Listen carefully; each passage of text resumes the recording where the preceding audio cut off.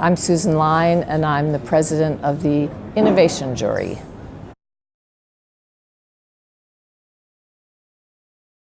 You know, this is still a relatively new category for Cannes, and it was instituted really to acknowledge that technology was changing our world and creating new opportunities and new challenges for creatives that needed to be treated differently from all the other awards.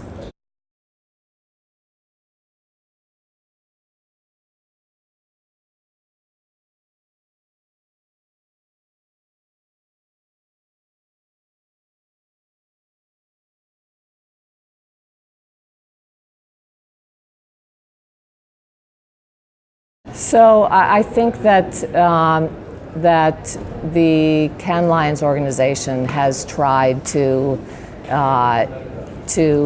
explain it in several different ways. One of them is pure technological innovation, and one of our gold winners, Google's Tilt Brush, is a perfect example of that. They used VR to create a whole new set of tools for creatives, for artists, for architects, for set designers, for anybody who could benefit from being able to both create something in 3 dimensions or visualize it in 3 dimensions. And it's a huge leap forward. But there are other forms of innovation as well, business innovation, and most of these, by the way, are technology enabled. But that doesn't mean that technology is the core of the innovation. The innovation may be in a new business model, a new way to create something, or a new product introduction that is, as I said, enabled by technology, advanced by technology, but it may not be technology you've developed personally.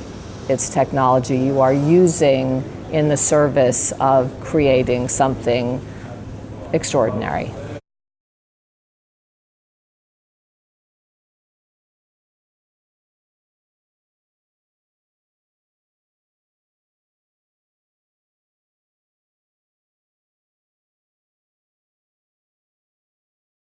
So it does not have to have an agency partner. This is what is different about this category.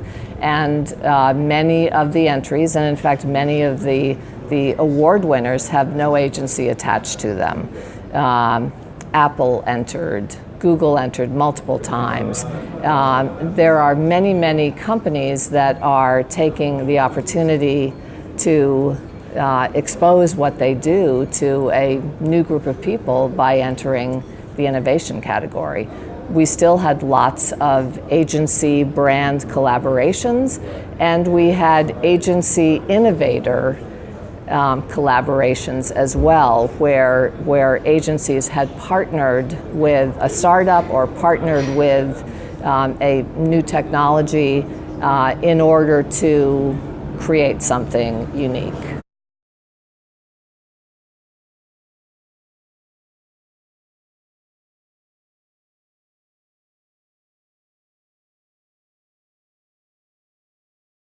We looked at multiple factors. So we started with technology, and from there, and when I say technology, I use it in 2 ways: pure technological innovation, but also technology used in service of a brand to advance a brand message. But on top of that, we looked at things like creativity, business innovation, ingenuity, which was really something that I would characterize as cost versus impact. So, you know, you want to reward someone who's been able to do something by sheer will and not because they were able to put 1,000 engineers on it.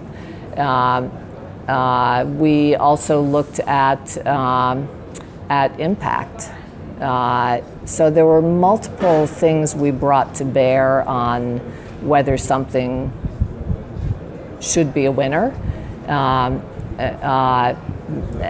Somewhat tiered, but with each of these, they had to be able to tick off multiple boxes for us to really consider them for an award.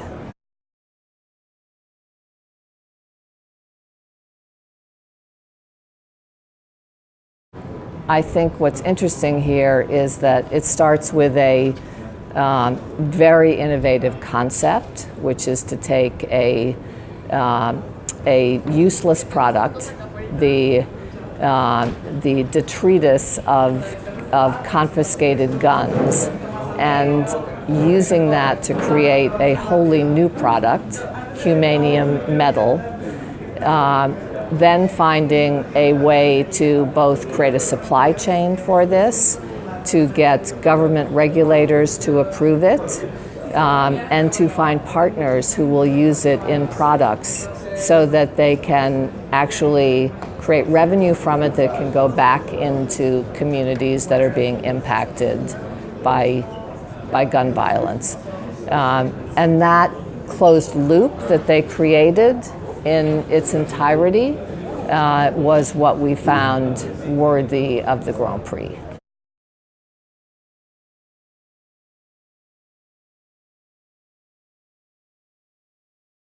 I think what I would say is make sure that what you are entering, you have genuinely added massive value to. You can't just associate yourself with someone else's innovation and expect to win a prize.